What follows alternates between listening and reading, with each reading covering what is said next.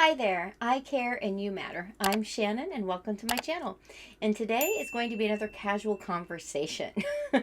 Today is Sunday, December 8th, and you're probably watching this the next day, Monday, December 9th.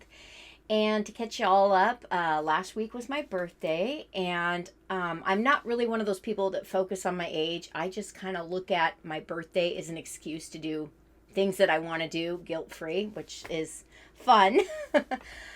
But Mark was sick. In fact, the day before my birthday, we got a phone call from Mark's teacher to come pick him up. He was running a temperature.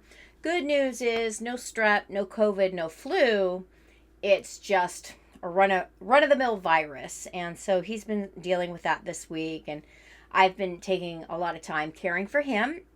So there's that. But in the middle of all that, my husband and I have been able to find some fun things to do, and so that was great. And Mark being sick was really the only stressful part of my week until this weekend came. And I can tell you because you're not going to tell anybody. I'm going to vent a little bit. We went over to my in-laws' house this weekend. As most of you, if not all of you know, my husband lost his job back in the beginning of September. And while he's been looking for work, it's just not out there right now, especially not in his field. He's an animator, motion graphics designer. And so he's doing his best, but it's just not out there. And he has been stressed out so much. I told him, you know what, look, from now into the holidays, you're on sabbatical. Just treat it like sabbatical. We're fine. Everything, our bills are paid. We've always lived well below our means, which I am a firm believer in the fact that living well below our means from the get-go, all along, affords us a certain amount of breathing room, especially now that he's lost his job. Not to say that, we could go on this way forever, but it's okay. My mother-in-law took me into the kitchen to privately tell me she thinks I am making things too comfortable for Jason. And I was dumbfounded. I mean, I literally did this to stop from doing that. I was just like, And I'm thinking, okay, first of all, he's already stressed and struggling. Why would I want to knowingly make the situation harder on him? Two, if Jason's struggling or uncomfortable, whether that be financially or stress-wise or worry-wise, that falls on me too. And so I'm working really hard to bite my tongue and not express my first reaction. And I pat myself on the back. I did so well because literally I was dumbfounded when she said that. My reaction was, wait, what? But my response was, you know what? It's been really great for me personally having Jason home because when he was working all the time and commuting 2.5 hours a day, I had the burden 100% of caring for Mark as well as working. And now that Jason's home, whether he's working or not, he helps share the burden of caring for Mark and supervising Mark. So that's all I had to say about that. I'm like, really? I am making things. How would she like me to make things more uncomfortable for him? I have no idea where that was coming from. And I also don't appreciate the fact that she comes to me asking about, has Jason looked for any jobs? Has Jason applied for any jobs? I'm like, okay, wait, what? This isn't your stress, your worry, your business. I appreciate and hope that concern is coming from a loving place, but I don't need her adding to my stress level.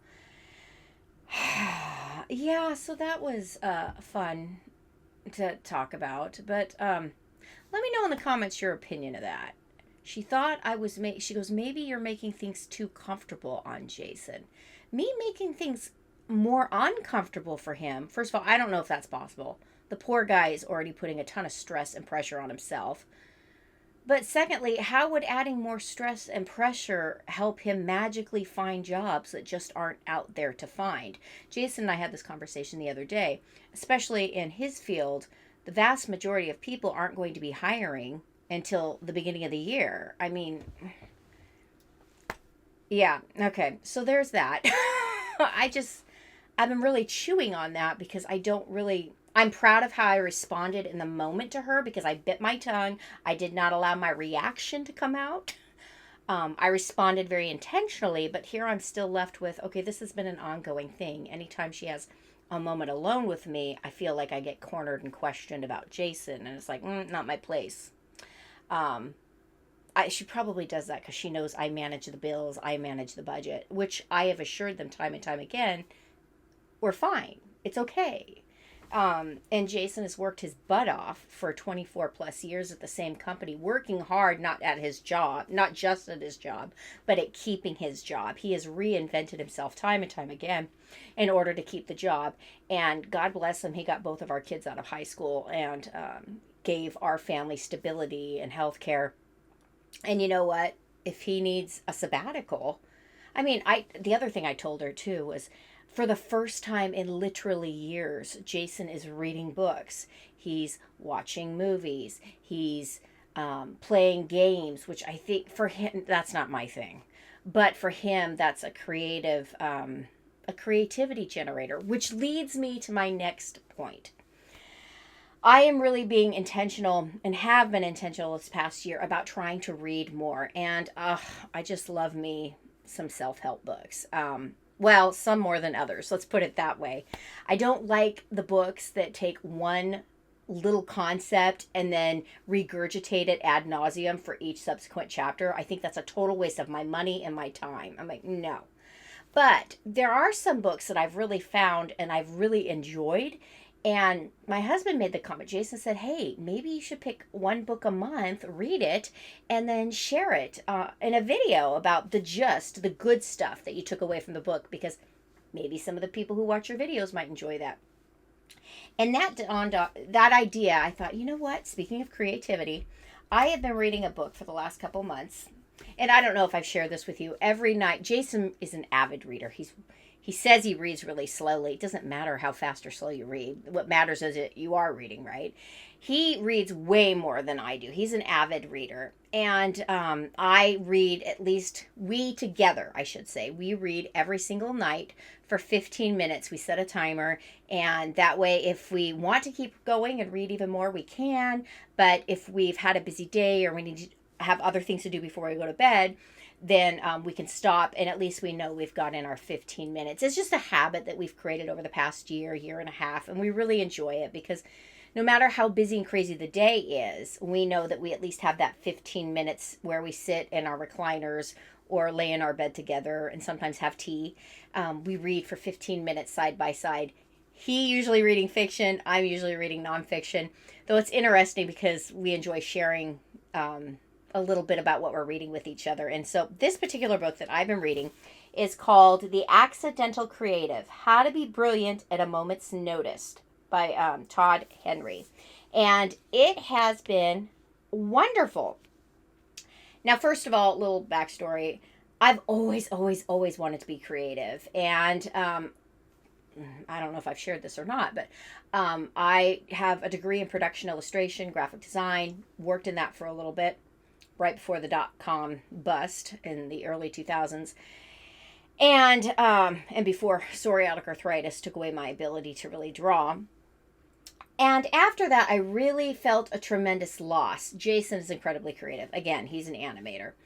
And it took a long time for me to realize that creativity isn't just stuck on those, I guess, more traditional ways of being creative. It isn't just painting or writing or drawing or illustrating. Creativity is a way of thinking, and the way that I think I'm creative, and a lot of us are creative whether we recognize it or not, is problem solving and troubleshooting in our daily lives. And so The Accidental Creative: How to Be Brilliant at a Moment's Notice, if you run into problems, oftentimes it helps if you are creative at a moment's notice.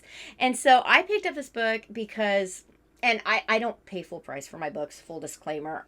There's no way I could buy hardback books at the tune of, 15, $20 a pop. I go to Half Price Bookstore, and I actually love going to my local thrift store to find books. And I found this there. And you know what? If you can train yourself to be more creative, to think in non-linear ways, to be a divergent thinker, somebody who's willing and capable of thinking in lots of different ways, then you're just going to be that much better equipped to troubleshoot. Troubleshooting is figuring out what the problem is. Problem solving is when you know what the problem is and you need to solve it. I often thought that for a long time, I thought they were one and the same. They're two very different things. And you need creativity in order you need courage to move forward.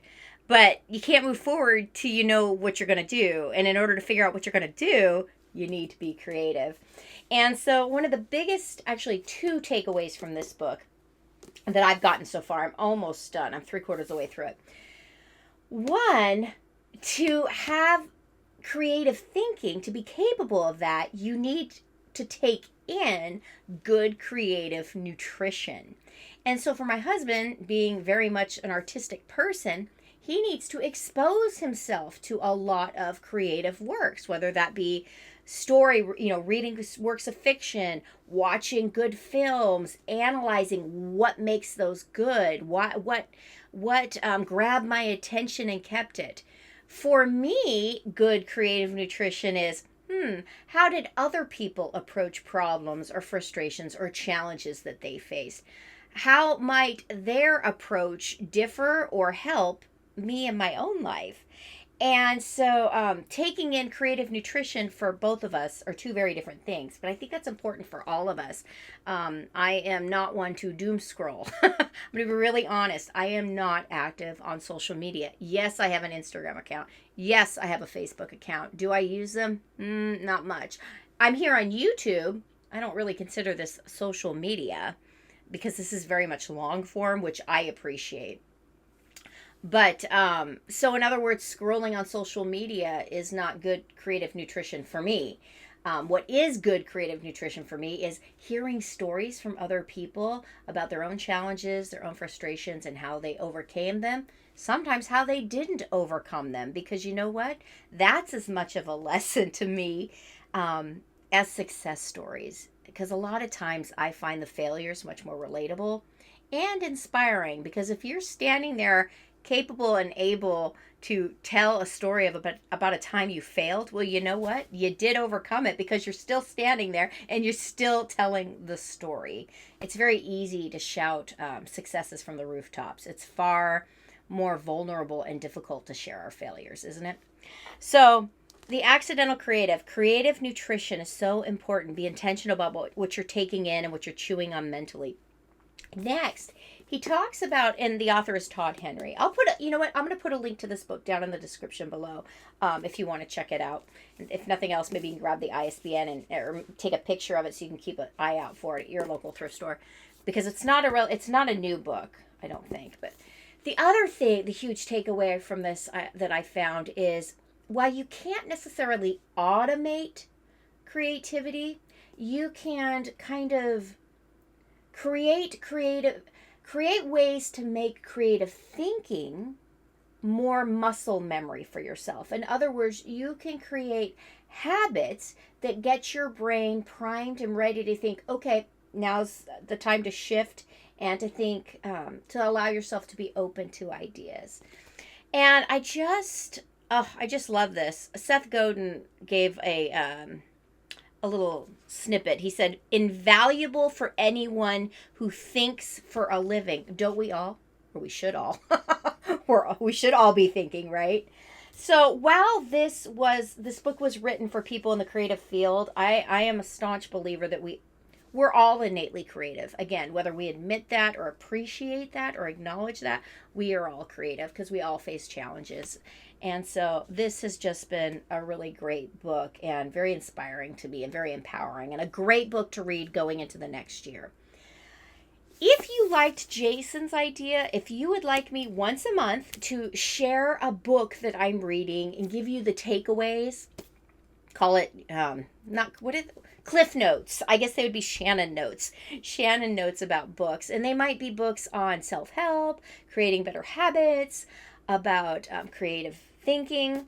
I would love to do that, but I don't want to put in the time and effort. I'll still be reading the books, mind you, but I won't put the time and effort into actually sharing it in a video unless that's something you would enjoy. So leave me a comment down below if you would appreciate videos like that, because I've got a couple other books that I'm currently reading that might be fun to share in a video if that'd be something you'd be interested in watching.